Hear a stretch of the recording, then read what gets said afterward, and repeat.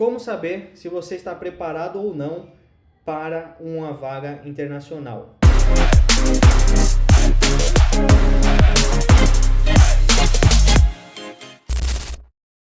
As vagas internacionais, geralmente são direcionadas mais para especialistas. Então aqui no Brasil a gente tem muito a cultura do full stack, né?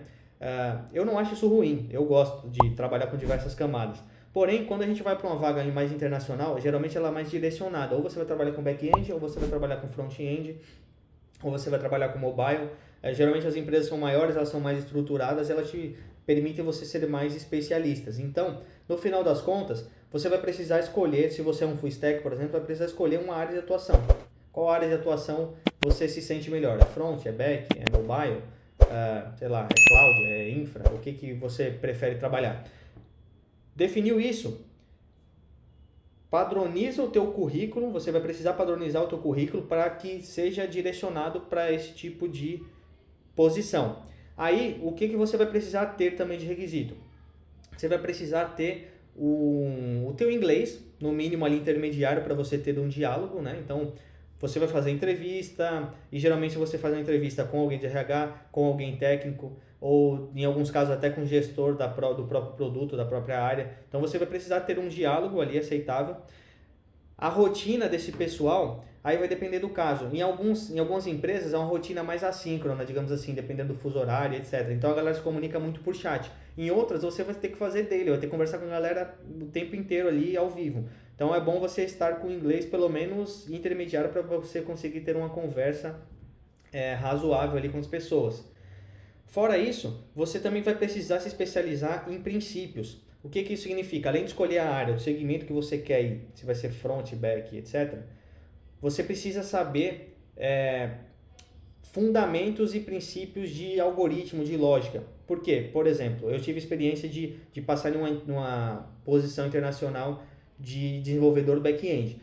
Durante o processo seletivo e até depois em conversas posteriores, eu fiz a entrevista em diversas empresas.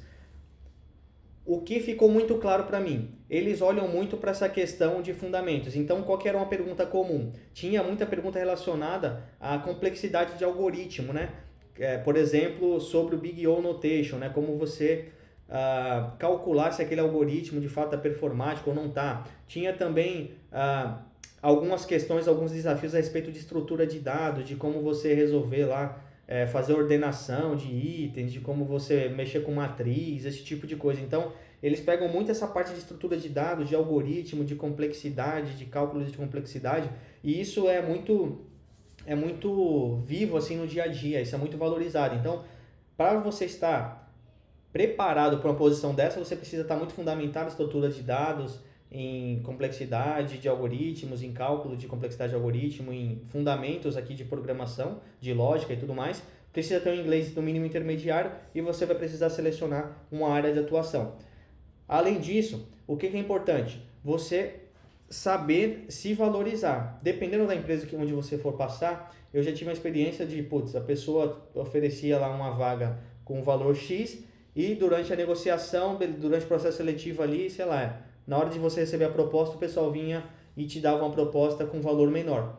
Então, se você não saber se valorizar, eles fazem isso simplesmente porque o pessoal lá que vai mandar a proposta, eles têm a missão de gerar menos custo para a empresa. Mas se você souber ali negociar, falar bem e conseguir de fato se valorizar, você vai conseguir pelo menos alcançar ali o valor que seja justo para você, que você acha que faz sentido e que também foi, por exemplo, divulgado na vaga. Então é importante você ter isso muito claro e às vezes não aceitar a proposta de primeira, porque isso pode ser simplesmente uma questão de negociação ali da posição e essas empresas geralmente elas têm verba para conseguir te pagar um pouco melhor ali, se você achar que está em um nível suficiente de conhecimento. Agora, se você já tem todos esses requisitos, mas você acha que essa posição vai ser muito mais para você aprender, aí eu não vejo sentido, talvez até tanto você ficar brigando por salário.